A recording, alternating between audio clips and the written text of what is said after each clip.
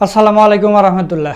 সুপ্রিয় দর্শক, বাউফল ফাউন্ডেশনের উদ্যোগে সেলাই মেশিন উপহার প্রদানের অনুষ্ঠানে প্রধান অতিথির বক্তব্য দেন বাউফল ফাউন্ডেশনের চেয়ারম্যান, বাংলাদেশ জামাতে ইসলামী কেন্দ্র কর্মপরিষদ সদস্য ও ঢাকা মহানগর দক্ষিণের সেক্রেটারি ডক্টর শফিকুল ইসলাম মাসুদ ভাই।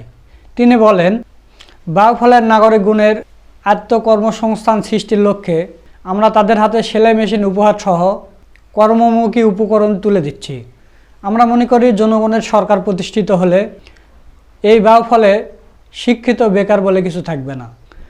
আগামী দিনে বাউফলবাসী তাদের যোগ্য নেতৃত্ব নির্বাচনে সচেতন থেকে ভূমিকা পালন করবে। আমরা এই বাউফলের প্রত্যেককে স্বনির্ভরশীল করে নিজের এবং পরিবারের জন্য সম্মান বয়ে আনতে পারে সেই ব্যবস্থা করে দিতে চাই। সেখানে আমরা সমস্ত দলমতের ঊর্ধ্বে গিয়ে বাউফলের সকল মানুষের কল্যাণে এইসব কার্যক্রম পরিচালনা করে যাচ্ছি। আজকেও এখানে মা বোনদের হাতে বেশ কিছু সেলাই মেশিন তুলে দিয়ে আমরা সেবামূলক কাজের ধারা অব্যাহত রেখেছি। বঞ্চিত এসব মানুষদেরকে সহানুভূতি জানানো নয়, বরং আমরা তাদের ভাই হিসেবে উপহার তুলে দিচ্ছি, যাতে করে তারা নিজ নিজ পরিবারের অসচ্ছলতাকে জয় করব সচ্ছল হতে সক্ষম হতে পারে। প্রিয় দর্শক, চলুন মাসুদ ভাইয়ের সেই বক্তব্যটা শুনে আসি। আউযুবিল্লাহি মিনাশ শাইতানির রাজিম। বিসমিল্লাহির রহমানির রহিম। আলহামদুলিল্লাহ ওয়াসসালাতু ওয়াসসালামু আলা রাসূলিল্লাহ ওয়া আলা আলিহি ওয়া সাহবিহি আজমাইন। আসসালামু আলাইকুম ওয়া রাহমাতুল্লাহ। প্রশিক্ষণ নেব, স্বাবলম্বী হব। গোটা পৃথিবী আজকে এই স্লোগানে উজ্জীবিত। বিশেষ করে আমরা আমাদের প্রিয় বাউফলকে সেই স্লোগানে শুধু মুখের কথায় না, আমরা বাস্তবে এটা প্রমাণ রাখার অংশ হিসাবে আমাদের ভাইদের পাশাপাশি আমাদের মা, আমাদের বোন, আমাদের চাচি, আমাদের খালা যারা, আমাদের সম্মানিত মা এবং ভাবি যারা, তাদেরকে নিয়ে আমরা আত্মকর্মসংস্থান, বিশেষ করে আপনাদের মনে থাকার কথা, যখন বিশ্বব্যাপী করোনা সংক্রমণ শুরু হয়েছিল সে সময় আমাদের অনেক ভাইদের ব্যবসা হারিয়ে গেছে, চাকরি চলে গেছে। ওই সময় মূলত আমরা এটা ব্যাপকভাবে শুরু করি। তার আগে থেকে এটা ছোট ছোট পরিসরে চালু ছিল। ওই সময় আমরা ব্যাপক পরিসরে চালু করি যে আমাদের ভাইদের যাদের ব্যবসা চলে গেছে, আমাদের ভাইদের যাদের চাকরি হারা হয়ে ঢাকা থেকে দেশে চলে আসছে, অথবা এলাকাতেও যাদের ছোটখাটো চাকরি করতেন, চাকরি চলে গেছে, প্রতিষ্ঠান বন্ধ হয়ে গেছে, তাদের পাশে দাঁড়াবার জন্য একটা পরিবার যেন কোনোভাবে অক্ষম না হয়ে যায়, একটা পরিবার যেন একেবারে কোনোভাবে সীমাবদ্ধতায় পড়ে না যায়, তারা যেন অসহায় হয়ে না পড়ে।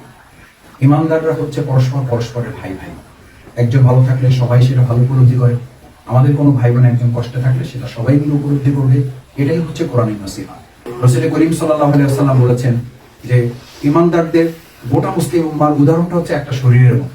আমার এই শরীরে এখানে যদি কেউ আঘাত করে তাহলে পুরো শরীর এটা ব্যথা হবে। ঠিক আমাদের ভাইয়েরা, আমাদের বোনেরা, বিশেষ করে আমাদের এই বাউফল উপজেলার এখানকার কোনো ভাই, আমাদের কোনো বোন কষ্টে থাকলে এটা আমরা সবাই মিলে উপলব্ধি করি। সেই উপলব্ধি জায়গা থেকেই আজকে আপনারা এখানে খেয়াল করেছেন যে লেখা আছে যারা কিছুটা আর্থিকভাবে অসচ্ছল, পারিবারিকভাবে একটু অসচ্ছল, এরকম পরিবারকে আমরা সেলাই মেশিন প্রদান করার মাধ্যমে তাদেরকে কিছুটা আত্মকর্মসংস্থানের সহযোগিতার অংশ হিসাবে আজকের প্রোগ্রাম। আমাদের আজকের অনুষ্ঠানের প্রধান অতিথি আপনারা। আমরা তো আপনাদেরকে ডেকেছি, আপনাদেরকে দাওয়াত করেছি। আমরা তো মেহমান না, মেহমান আসলে আপনারা কষ্ট করে আজকে এই দুর্যোগপূর্ণ আবহাওয়া, এরপরও আলহামদুলিল্লাহ আপনারা কষ্ট করে আজকে এসছেন। আপনারা পরিবারের অনেক কাজ থাকে, গ্রামগঞ্জে অনেক ব্যস্ততা থাকে, সেই সমস্ত ব্যস্ততা রেখে এসছেন। আল্লাহ তাআলা আপনাদের উত্তম জাযা দান করুন এবং আল্লাহ তাআলা এই আশার উসিলার মধ্য দিয়ে দুনিয়ার কল্যাণ এবং পরকালে নাজাতের উসিলা হিসেবে যারা মেহরবানি করে আল্লাহ তাআলা কবুল করুন। সম্মানিত বোনেরা, আমি দু তিনটা কথা বলে আমার সংক্ষেপে বক্তব্য শেষ করতে চাই। এক নম্বর কথা হচ্ছে, দেখেন, ইমানদারদের জন্য, বান্দাবান্দির জন্য দুনিয়ার কোনো কাজই শুধু দুনিয়ার কাজ না। দুনিয়ার প্রত্যেকটা কাজকে যদি আল্লাহর দ্বীনের বিজয়ের জন্য, আল্লাহর সন্তুষ্টির জন্য নির্ধারণ করা হয়, আল্লাহর সন্তুষ্টির উদ্দেশ্যে ওটাকে নিবেদিত করা হয়, তাহলে ওই কাজটাই ইবাদতে পরিণত হয়ে যায়। সুবহানাল্লাহ। সুতরাং আজকে আমরা যেখানে আছি এটা শুধুমাত্র একটা উপহার প্রদান অনুষ্ঠান না, এটা শুধু একটা সেলাই মেশিন পাওয়া না পাওয়ার ব্যাপার না। এমন হতে পারে সেলাই মেশিন পেয়ে আমার দুনিয়ার কোনো কল্যাণই হবে না। এমন হতে পারে এই একটা সেলাই মেশিনের মাধ্যমে আল্লাহ তাআলা অনেক বরকতের দরজা খুলে দিতে পারে।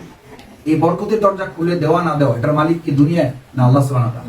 আল্লাহ সুবহানাহু ওয়া তাআলা। সুতরাং আমাদের প্রথম উদ্দেশ্য হচ্ছে, প্রথম দাওয়াত হচ্ছে, আমাদের বোনেরা, সেলাই মেশিন প্রদান উপহারটা আমাদের মূল লক্ষ্য না। মূল লক্ষ্য হচ্ছে সেলাই মেশিন প্রদান উপহারের মাধ্যমে আমরা আপনাদেরকে দুনিয়ার পরিবর্তে পরকালমুখী করতে চাই। আমরা আপনাদেরকে দুনিয়ার দিকে মুখাপেক্ষী হওয়ার পরিবর্তে আল্লাহর পথে মুখী হওয়া করতে চাই। আল্লাহ যদি কাউকে বরকতের জন্য নির্ধারণ করেন, দুনিয়ার সবাই মিলেও তাকে সেই কল্যাণ থেকে বঞ্চিত করতে পারবে না। আর আল্লাহ যদি কারোর জন্য কল্যাণ না রাখেন, তাকে যদি কোনো বিপদ দুঃখ মুসিবত নির্ধারণ করেন, পৃথিবীর এমন কেউ নেই যেখান থেকে তাকে কেউ রক্ষা করতে পারবে। ইয়ামসাসকাল্লাহু বিদুররিন ফালা কাশিফা লাহু ইল্লা হুয়া। কেউ নেই সেখান থেকে আপনাকে রক্ষা করতে পারবে। কেউ এমপি নেই, কেউ মন্ত্রী নেই, কেউ চেয়ারম্যান নেই, কেউ মেম্বার নেই, কেউ করতে পারবে না। এটা কারোর পক্ষে সম্ভব না। সুতরাং আমাদের প্রথম দাওয়াত হচ্ছে আমাদের বোনেরা, আপনাদের মাধ্যমে আমাদের এই পুরো বাউফলের সমস্ত মা এবং বোনেরা, আমাদের ভাইয়েরা যারা আমাদের অনুষ্ঠান পরবর্তীতে দেখবেন, তাদের কাছে আমাদের আহ্বান হচ্ছে, আসলে দুনিয়ার কল্যাণ এবং পরকালের মুক্তির জন্য আমাদের মুখাপেক্ষি হতে হবে কার কাছে? আল্লাহ সুবহানাহু ওয়া তাআলা কথা হচ্ছে। সুতরাং এটা আমাদের ইবাদত, আমরা ইবাদতে শামিল আছি এখন। আল মুমিনু কুল্লু আমালি ইবাদাহ। একজন ইমানদার যখন কোনো কাজ আল্লাহ সন্তুষ্টির জন্য রাসূল সাল্লাল্লাহু আলাইহি ওয়াসাল্লামের সুন্নাহ অনুযায়ী করে, তখন তার প্রত্যেকটা কাজে আল্লাহ তাআলা ইবাদত হিসেবে কবুল করেন। সুবহানাল্লাহ। সুতরাং বাংলাদেশ জামাত ইসলামী আজকে এই ব্যানার লাগিয়ে যখন আমরা কাজ করি, কেউ কেউ আমাদের রাজনৈতিক কিছু বন্ধু বান্ধব আছে, আমাদের রাজনৈতিক কিছু ভাইয়েরা শুভাকাঙ্ক্ষী আছেন, আমরা তাদেরকে ভালো জানি, তারা আমাদেরকে ভালো জানেন কিনা আমি জানি না, ভালো বেশি হয়তো তারা আমাদের প্রচার করেন। বাংলাদেশ জামাত ইসলামী, আমাদের শফিকুল ইসলাম মাসুদ, উনি সমাজ কল্যাণমূলক অনেক কাজ করার চেষ্টা করেন। তার মূল টার্গেট হলো সে এমপি হতে চায়, তার মূল টার্গেট হলো সে এলাকায় রাজনীতি করতে চায়। আমি তখন বলি, আমাদের সেই সমস্ত রাজনৈতিক নেতৃবৃন্দ যারা আমাদের এই কাজগুলোকে ভালোভাবে নিতে পারেন না, এটা আপনাদের সীমাবদ্ধতা। কারণ আমরা এই কাজটা এমপি মন্ত্রী হওয়া আমাদের মূল লক্ষ্য না। আমাদের এই কাজটা হলো মূলত আল্লাহর গোলামি করার অংশ হিসেবে আল্লাহ নির্দেশ দিয়েছেন। দেখেন কোরআনে আল্লাহ সুবহানাহু ওয়া তাআলা কিভাবে আমাদেরকে নসিহত করেছেন, আমাদেরকে কিভাবে উপদেশ দিয়েছেন। ইয়া আইয়ুহাল্লাযীনা আমানু কাউ, ইয়া আইয়ুহাল্লাযীনা আমানু কাউ, হে ইমানদারগণ রুকু করো, ওয়াসজুদু সিজদা করো, ওয়াবুদু একেবারে নিজেকে, ওয়াবুদু মানে তোমার সমস্ত কিছু নিয়ে আল্লাহর কাছে নিজেকে সুপর্দ করো। এত কিছু বলার পর তো আর কিছু বলার দরকার ছিল না। এরপরে আল্লাহ তাআলা আলাদা করে ওয়াফআলুল খায়র, শুধু রুকু করলে হবে না, শুধু সিজদা করলে হবে না, শুধু আমার গোলামি করো মুখে মুখে এটা বললে হবে না, এর সাথে আর একটা গুরুত্বপূর্ণ ইবাদত তোমাকে আমি নির্ধারণ করে দিলাম, ওয়াফআলুল খায়র, তোমরা সমাজের কল্যাণমূলক কাজে নিজেদেরকে নিবেদিত করো। সুবহানাল্লাহ। এই সমাজ কল্যাণমূলক কাজ, এটা কার নির্দেশ? আল্লাহর নির্দেশ। নামাজ পড়া, রুকু করা, সিজদা করা, রোজা রাখা, হজ করা, যাকাত দেওয়া, এটা যেমন আল্লাহর নির্দেশ। আজকে আমরা যা করছি, যতটুকু করছি, এটাও কার নির্দেশ? আল্লাহর নির্দেশ। আজকের এই আল্লাহর নির্দেশ যদি আমাদের দেশে প্রচলিত অন্য সকল রাজনৈতিক নেতৃবৃন্দ, রাজনৈতিক দল, বিশেষ করে আমাদের বাউফলের রাজনৈতিক নেতৃবৃন্দ, রাজনৈতিক সংগঠনগুলো এভাবে নিঃস্বার্থভাবে এই কাজগুলো করতো, তাহলে আমরা কেউ 10 তলায় আর কেউ গাছতলায় থাকার দরকার ছিল না। প্রিয় নবী মুহাম্মদ রাসূলুল্লাহ সাল্লাল্লাহু আলাইহি ওয়াসাল্লাম এই রাজনীতি করতেন, যে রাজনীতির কথা বলে আমাদেরকে তারা বলে যে বাংলাদেশ জামাত ইসলামী, বাউফল ফাউন্ডেশন, বাউফল উন্নয়ন ফোরাম, ডক্টর শফিকুল ইসলাম মাসুদ, মাওলানা রফিকুল ইসলামরা আসলে এই সমাজ কল্যাণমূলক কাজের আড়ালে তারা রাজনীতি করতে চায়, তারা এমপি হতে চায়, তারা মন্ত্রী হতে চায়। আমাদের প্রিয় নবী মুহাম্মদ রাসূলুল্লাহ সাল্লাল্লাহু আলাইহি ওয়াসাল্লাম এরকম সমাজ কল্যাণমূলক কাজ তিনি কোরআন নাজিল হওয়ার আগেও তিনি করেছেন। হিলফুল ফুজুল গঠন করে তিনি শান্তির জন্য, সমাজের কল্যাণের জন্য, অসহায় মানুষের পাশে দাঁড়াবার জন্য, মজলুম যারা তাদের পাশে দাঁড়াবার জন্য তিনি উদ্যোগ গ্রহণ করেছেন। দ্বিতীয় যে কথাটা আমি বলতে চাই, মা এবং বোনেরা, দেখেন একটা অপপ্রচার আছে আমাদের। আজকেও খুব দুর্ভাগ্যজনক ভাবে বলতে হয়, এই আপনারা তো সচেতন মানুষ বাউফলে বলা হয় এখানে প্রায় 100% শিক্ষিত মানুষের বসবাস, প্রত্যেক বাড়িতে কমপক্ষে একজন এমএ পাস পাওয়া যায়। সেই এলাকার নাম হলো বাউফল উপজেলা। আলহামদুলিল্লাহ, সেই শিক্ষিত জনপদে আজকে শিক্ষিত জনপ্রতিনিধিত্ব, উচ্চ মর্যাদার জনপ্রতিনিধিত্ব, এই শিক্ষিত জনপদের মর্যাদা রক্ষা করতে পারবে। এরকম জনপ্রতিনিধিত্ব না থাকার কারণে আসলে এই বাউফল উপজেলা যে একটা শিক্ষিত জনপদের নগরী, এটা আমরা গোটা বাংলাদেশে এখন আর প্রতিষ্ঠিত করতে পারি না। আমরা আজকে চ্যালেঞ্জ করছি, আমরা আগামী দিনে এমন জনপ্রতিনিধিত্ব এখান থেকে তৈরি করব, এই বাউফলের যে মর্যাদা আল্লাহ আমাদেরকে দিয়েছেন যে প্রতি ঘরে কমপক্ষে একজন মাস্টার্স পাস পাওয়া যায়, ডিগ্রি পাস পাওয়া যায়, সেরকম বাউফলকে আগামী দিনে ওরকম উচ্চ মর্যাদা সম্পন্ন একজন জনপ্রতিনিধিত্ব নির্বাচন করে আমরা এই বাউফলের মর্যাদা আগামী দিনে আরো উচ্চীবিত করবো ইনশাআল্লাহ। আমাদের বন্ধের সম্পর্কে কেউ কেউ আমাদেরকে বলেন, আগামী দিনে যদি ইসলাম, তারপর ইসলামপন্থীরা যদি এখানে বিজয়ী হয়, বাংলাদেশে যদি ইসলামপন্থীরা বিজয়ী হয়, তাহলে আমাদের বোনদেরকে ঘরে আটকাই দেওয়া হবে, তাহলে আমাদের বোনদেরকে আর ঘর হইতে বের হইতে দেওয়া হবে না, আমাদের বোনদেরকে হাতের মোজা পরানো হবে, পায়ে মোজা পরানো হবে, তাদেরকে একদম তালা দিয়ে দেওয়া হবে।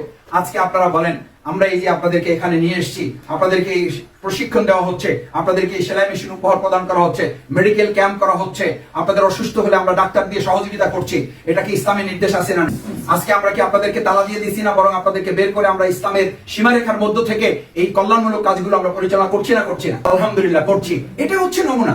দুর্ভাগ্যজনক ভাবে এমন একটা বাংলাদেশ আমরা এখন পার করছি। বোনেরা, আপনাদের দোয়া করতে হবে, আপনাদের জায়গা থেকে আপনাদের সচেতন থাকতে হবে। আপনারা দুই একদিন আগেই শুনেছেন আমাদের বাংলাদেশের এক সাবেক মন্ত্রী, তার নাম নিয়ে আমি তার প্রচার করতে চাই না, আমি তার নাম নিয়ে আজকের অনুষ্ঠানটাকে নষ্ট করতে চাই না। একজন মন্ত্রী, সাবেক মন্ত্রী, এই আওয়ামী লীগের দোষর ছিল, এখনো দোষর হিসাবে কাজ করে, আওয়ামী লীগের দালাল হিসাবে কাজ করে।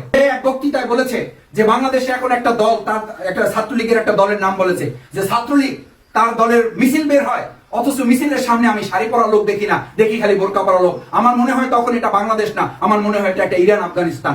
আমরা এই নাস্তিক, আমরা এই মুরতাদদের বক্তব্যের ধিক্কার জানাই, তীব্র নিন্দা প্রতিবাদ জানাই যে এরকম বক্তব্য দিয়ে আমাদের বাংলাদেশকে অপমান করার আর সুযোগ ভবিষ্যতে কাউকে দেওয়া হবে না ইনশাআল্লাহ। কারণ আমাদের এই দেশের মানুষ, আমাদের মা বোনেরা ধর্মপ্রাণ, তারা ধর্মের এই অনুসরণগুলো করতে চায়। আমাদের হিজাব পরা, আমাদের বোরকা পরা, আমাদের মেয়েরা বোরকা পরবে, বোরকা পরে রাস্তায় বের হবে, এটা কি কোনো একটা দলের আদর্শ নাকি রাসূল সাল্লাল্লাহু আলাইহি ওয়াসাল্লামের আদর্শ? রাসূল সাল্লাল্লাহু আলাইহি ওয়াসাল্লামের আদর্শ।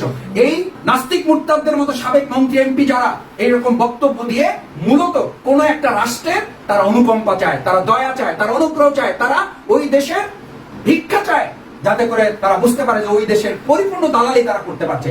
এই কোন একটা রাষ্ট্রের আধিপত্যবাদের দালালি করে বাংলাদেশে আগামী দিনে আর কোন নির্বাচন কিংবা কাউকে নির্বাচিত হতে দিবেন না দেশের জনগণ ইনশাআল্লাহ। আপনাদেরকে সতর্ক থাকতে হবে।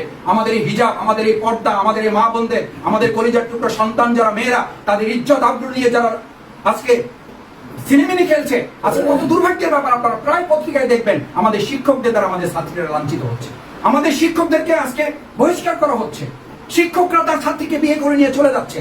কতটা নিগৃহীত অবস্থায় বাংলাদেশ, কতটা নিগৃহীত অবস্থায় বাংলাদেশের শিক্ষা ব্যবস্থা, কতটা অবহেলিত, কতটা অবাঞ্ছিত হলে শিক্ষা ব্যবস্থার কতটা তলানিতে পৌঁছতে, একজন শিক্ষক কতটা অমানুষ হলে, কতটা পশু হলে।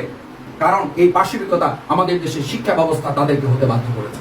আমরা আশা করি আমাদের এই মা বোনদের আগামী দিনের প্রিয় বাউফলকে গঠন করার জন্য আমরা গোটা বাংলাদেশে এমন একটা সরকার প্রতিষ্ঠা করবো যে সরকার ইসলামী শিক্ষা ব্যবস্থার পরিপূর্ণ রূপ দিয়ে আমাদের শিক্ষকদের কাছে আমাদের মেয়েরা হবে তাদের সবচেয়ে বড় রক্ষক।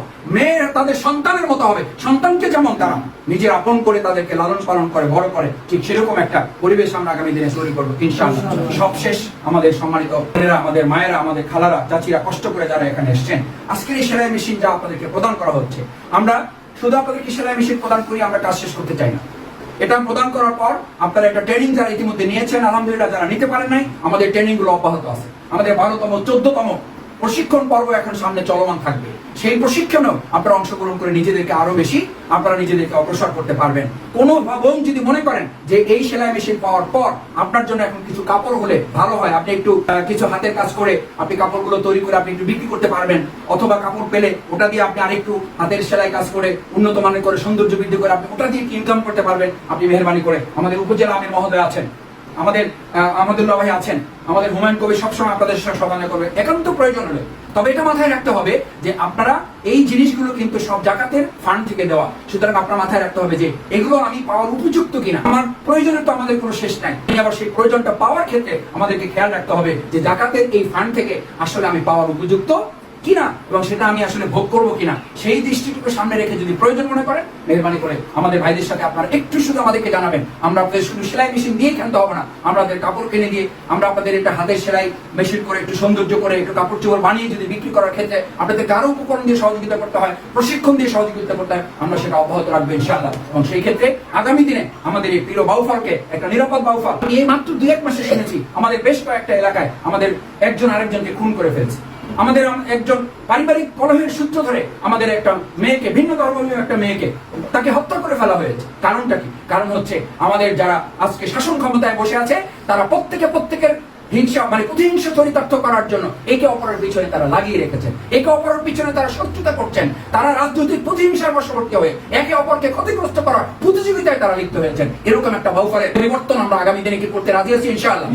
ইনশাআল্লাহ সেই পরিবর্তিত বাউফলের জন্য আমরা আরেকটা স্লোগান ঠিক করেছি, প্রত্যাশিত বাউফল, কাঙ্ক্ষিত নেতৃত্ব। আমরা প্রত্যাশিত সেই বাউফলের জন্য আগামী দিনে যে 2023 সালে আন্দোলন সংগ্রামের মাধ্যমে তত্ত্বাবধায়ক এবং কেয়ারটেকার সরকারের মাধ্যমে যে সুষ্ঠু, নিরপেক্ষ, নির্দলীয় একটা বিশ্বাসযোগ্য নির্বাচন অনুষ্ঠান হবে, তার জন্য আগে আন্দোলন, তারপরে একটা সেই নির্বাচন যেখানে আমাদের বোনেরা, আমাদের ভাইয়েরা একটা অবাধ এবং সুষ্ঠু পরিবেশে তারা ভোট দিতে পারবে। আপনাদের কাছে আজকে সাক্ষী জানতে চাই, আপনারা 2008 সালের পর থেকে কি আপনারা ভোট দিতে পারছেন? পারেন নাই, কেউ আপনাদেরকে ভোট দিতে পারেন নাই, কারণ আপনারা ভোট দিতে হয়তো সাহস করে জানি নাই। কেউ গেলে রাস্তা থেকে আপনাদেরকে বলে দিয়েছে আপনাদের ভোট কি হয়ে গেছে, দেওয়া হয়ে গেছে। কেউ হয়তো সাহস করে সেন্টার পর্যন্ত পৌঁছেছেন, যাওয়ার পরে গিয়ে দেখেন আপনার স্লিপ নাই, স্লিপ কাটা শেষ হয়ে গেছে।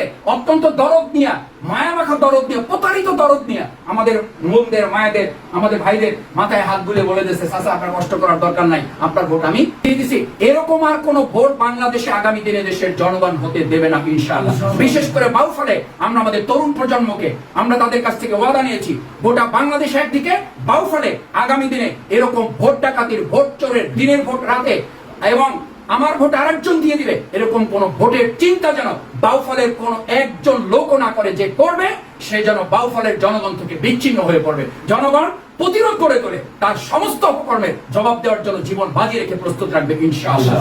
সেই জন্য বাবা বোনেরা, আপনাদের কাছেও আমরা দোয়া চাই, আপনাদের চোখের পানি দিয়ে। এই প্রিয় মাতৃভূমি বাংলাদেশ আজকে হুমকির মুখে, শুধু আমরা কয়েকজন না, গোটা বাংলাদেশের 17 কোটি মানুষ আজ হুমকির মুখে পড়েছে, আধিপত্যবাদের মুখে পড়েছে। আমাদের আল্লামা হযরত দেলোয়ার হোসেন সাঈদী শহীদ রাহিমাহুল্লাহ, তাকে শুধু হত্যা করা হয়েছে এই কারণে। মানুষের ভাতের অধিকার, ভোটের অধিকার, আমাদের বাংলাদেশের স্বাধীনতা, সার্বভৌমত্ব, অর্থবহ একটা বাংলাদেশ গড়ে তোলার যে দীপ্ত অঙ্গীকার নিয়ে তিনি বক্তব্য দিয়েছেন, ষড়যন্ত্রের বিরুদ্ধে যে তিনি সাহসী অঙ্গীকার ব্যক্ত করেছিলেন, সাহসী বক্তব্য তিনি দিয়েছিলেন, সেই বক্তব্যের কারণে তাকে ষড়যন্ত্রমূলক ভাবে হত্যা করা হয়েছে। বিনা চিকিৎসায় তাকে হত্যা করা হয়েছে, 13টা বছর জেলখানায় রেখে তার প্রতি অবিচার করা হয়েছে। আজকে তার কলিজার টুকরা সন্তানের নামে মিথ্যা মামলা দিয়ে রাখা হয়েছে, তার মায়ের কাছে তাকে যেতে দেওয়া হচ্ছে না। আমরা দায়িত্বহীন কণ্ঠে এর তীব্র নিন্দা, ধিক্কার জানাই এবং এই মিথ্যা মামলা প্রত্যাহারের জন্য অবিলম্বে সরকারের কাছে আহ্বান জানাই। একই সাথে আমরা আবেদন করি, আসুন আমাদের আল্লামা হযরত শহীদ দেলোয়ার হোসেন সাঈদী রাহিমাহুল্লাহ যে বাংলাদেশের অর্থবহ একটা স্বাধীনতার জন্য দায়িত্বহীন কণ্ঠে গোটা পৃথিবীর মানুষকে সচেতন করেছেন, তিনি যে সতর্কবাণী করেছিলেন, তিনি যে সচেতনমূলক বক্তব্য দিয়েছিলেন, এই বক্তব্য দিয়েছেন উনি 2000 সালে, এই বক্তব্য দিয়েছেন 1998 সালে। আজকে 2023 সালে ওনার বক্তব্য শুনলে মনে হয় না এটা 98 সালের বক্তব্য, মনে হয় না এটা 2000 সালের বক্তব্য, মনে হয় এটা 2023 সালে আজকের এই 11 সেপ্টেম্বর উনি এখন বক্তব্য দিচ্ছেন যেন বাংলাদেশের এই চিত্র এখন থেকে 25 বছর আগে ওনার চোখের সামনে আয়নার মতো ছিল। আল্লাহু আকবার। আল্লাহ তাআলা ওনাকে জান্নাতুল ফেরদাউসের মেহমান হিসেবে কবুল করুন। আল্লাহ তাআলা তাকে শাহাদাতের যে তামান্না তিনি নিজের মধ্যে ব্যক্ত করতেন, সেই শহীদ হিসেবে যেন আল্লাহ তাআলা দয়া করে তাকে কবুল মঞ্জুর করেন। সেই দোয়া করবেন আপনারা, আমাদের জন্য দোয়া করবেন, বাউফলের জন্য দোয়া করবেন, যেন কোরআনের একটা বাউফল হিসাবে আল্লাহ তাআলা আগামী দিনে এটাকে কবুল মঞ্জুর করেন। সেই প্রত্যাশা ব্যক্ত করে আপনাদের পরিবারের প্রতি সালাম জানিয়ে এবং আপনাদের পরিবার আমাদের কাছে যেন দোয়া করে আমাদের জন্য, সেই প্রত্যাশা ব্যক্ত করে আবারও সবাইকে ধন্যবাদ জানিয়ে আমার কথা শেষ করছি। আসসালামু আলাইকুম ওয়া রাহমাতুল্লাহি ওয়া বারাকাতুহু। দর্শক, আপনারা বক্তব্যটা শুনলেন।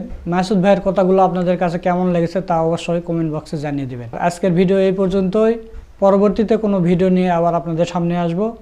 সে পর্যন্ত সবাই ভালো থাকবেন, সুস্থ থাকবেন। সকলকে ধন্যবাদ। আসসালামু আলাইকুম ওয়া রাহমাতুল্লাহ।